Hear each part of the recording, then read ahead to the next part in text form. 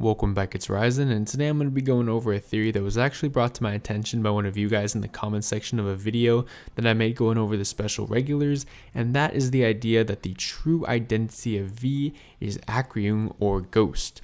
I actually found a lot of really convincing evidence for this theory that other people have put together that I ended up combining with some story analysis that I thought of myself that really ties everything together, so definitely watch this video until the end. I promise you will not be disappointed in the slightest.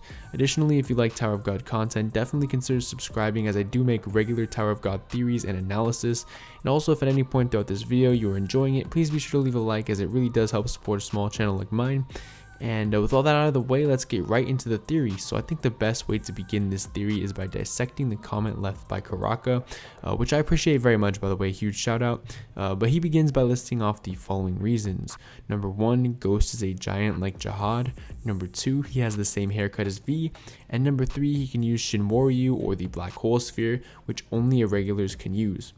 So none of this is getting into the super convincing stuff yet, but I wanted to ease my way into it. So for the giant point, I actually never noticed just how big this dude is, which is weird because this dude is actually stated to be like twice the size of Rak, which is absolutely insane.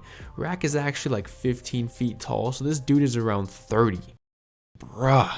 Dude is playing for the wrong kings, you know what I'm saying, man? What the hell? My boy is working for the wrong wizards. All jokes aside, Jihad is only like 8 feet tall. Yeah, only 8 feet tall.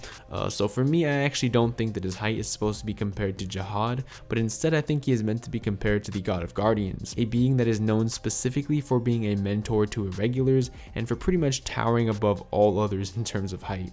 I honestly don't think it would be too much of a stretch to say that V obtained this monstrous size through some sort of contract similarly to the way that the 10 family heads obtained immortality, especially considering the fact that V never got immortality, but I'll talk more about contracts and how they play into this theory later. The second point made by Karaka is that Ghost has the exact same haircut as V, which I think is actually incredibly important and an extremely underrated detail that is very important foreshadowing and symbolism that I will definitely be getting into later on in this video.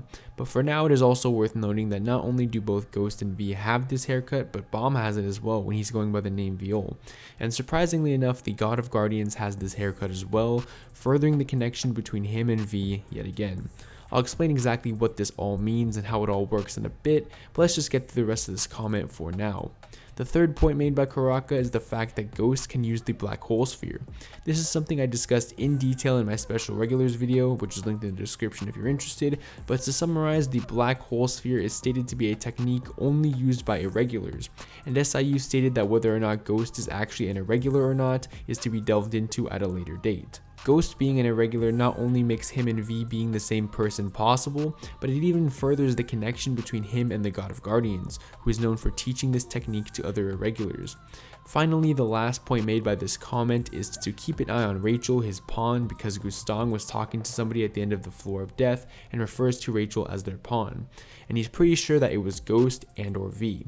Gustang had the confidence to know that V is alive, and that's why he thinks he is a very bad person to have faked his death to Arlene. Now, I know this all sounds like a pretty big leap in logic, but I actually came up with a very convincing explanation that justifies this. We all know that Jihad killed Bomb and then V supposedly killed himself, but why did Jihad spare Arlene? It seems pretty stupid to say that he would go as far as to kill a woman's only beloved child, but then not be able to kill that woman. Even if he did still have feelings for her, he literally murdered her child, so it isn't too much of a stretch to say that those feelings are gone. Additionally, the fact that V, who was supposed to have loved Arlene, apparently killed himself rather than being with her and supporting her is just absolutely mental and incredibly consistent with V and Arlene's insane levels of commitment that they have shown prior. They literally teamed up as a couple and founded FUG to 2v11 Jihad and the 10 families, and during that time period they even conceived a child together. So if that doesn't speak volumes to their levels of commitment to both each other and their ideas, I don't know what will. It really is absurd to think that V would just kill himself like that. So what ended up happening? Here's where the connection to Ghost plays a huge factor. V either approaches or is approached by Headon, I don't know how to say his name, but my girlfriend pronounces it as Headon, so I'm gonna just go with that because she's way better at pronouncing stuff than me. But anyways, V then makes a deal with Headon to sacrifice his own free will and becomes Headon's pawn in exchange for Headon protecting Arlene and ensuring the resurrection of his child, which for V was effectively ending his own life and starting a new one, a new life as a ghost. See where this is going? This actually explains so many things about Tower of God. This would explain the true nature of V's suicide, the reason why Headon allowed Yuri to give Bomb the Black March, and of course the origin of Ghost. It even explains where Arlene currently is, which is another huge mystery, and that she has been under Headon's protection this entire time. And yes, I am implying that Jihad would definitely be incapable of killing Headon, because it is specifically stated that Jihad cannot kill administrators, especially not the administrator. In addition to straightening out the aforementioned inconsistencies, we can actually prove this even further. This is actually perfectly consistent with statements that have been made about V said by various people. In the Floor of Death arc, Garam specifically said that there was a certain story that she felt that she could not tell Bomb. I believe that this would be the truth behind V's fate. If Bomb knew that V was still out there somewhere, he would likely risk everything to save his own father, who sacrificed himself to save him, even going as far as to try to fight Headon, which would be a guaranteed death. So it makes sense that she would withhold this information from him. Additionally, Khun Edwan praised V highly and even said that V was most deserving of becoming king. And this is because he knows of the truth and thought V's sacrifice was a very honorable and noble thing to do, especially when compared to how evil Jihad is. But why did Edwan side with Jihad in the first place then? Because he only cares about worldly pleasures and he knows that Jihad will be the person to most likely grant them to him. I'll talk about this much more in my Khun Edwan character analysis video, which will inevitably happen sometime in the future, but I'll leave it at that for now. What about Pobidao Gustang though? Gustang literally said that V was the worst person ever, but keep in mind this is coming from Gustang, who literally said that every single human on the face of the planet Earth that isn't an irregular or a family head is a mere bug. So in Gustang's mind, V would be the worst person ever because he was born as someone who, in Gustang's eyes, was one of the only people worthy of even breathing the same air as him, but because he was incapable of protecting his wife and child with his own strength, he sacrificed everything, reducing himself to, again, a mere bug. And that is something that was completely disgusting in Gustang's eyes. It really sounds stupid that something like this would be the reason why Gustang thinks V is the worst being to have ever spawned in on this universe, but you gotta take into account how extreme Gustang's arrogance and ego are. Alright, so this theory is consistent with the story and characters, but what about themes and symbolism? Well, this is where the hair comes in. Long hair in many ancient cultures has been seen as a symbol of wealth and power and has been widely accepted as the hairstyle of the gods. Gods? Tower of God, anyone? But actually though, this webtoon isn't called Tower of God for no reason. The majority of Bomb's character development actually comes from him deciding whether or not he wants to be a god to save his friends or a man to fight alongside his friends. I made an entire video focused solely on this concept, which is again in the description if you're interested, just plugging everything today.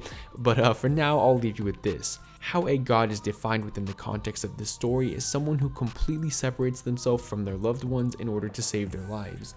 For example, in season 2 when Bomb was living as Viol, he wanted to be a god to protect his friends, hence the long hair. And according to this theory, V wanted to become a god to protect his family, hence the long hair. But of course, Bomb did not suffer the same fate as his father, and we saw Bomb cut his hair after the workshop battle and fully devote himself to being a human and climbing the tower again with his friends. But now in season 3, Bomb has longer hair, and he specifically stated that he wants to grow his hair a little more, implying that he wants to act more like a god. And we can definitely see this change occur throughout season 3 based off of how he acts with his friends and his power level is spiking dramatically. So in a nutshell, the reason why Ghost and V have such long hair is because they live their lives as gods, protecting the people that they love by ascending to a position that removes themselves so far from those people, which of course only goes to further prove my theory. And yes, the god of guardians also has long hair, and he is literally called the god of guardians, a god, but we don't fully understand his backstory yet. But for now, we can just say that the connection definitely is there based off what I've said so far. And finally, if you are still not convinced by my breakdown of how it is consistent with the story, characters, and even symbolism, here is one final piece of evidence which just may be the most convincing of all.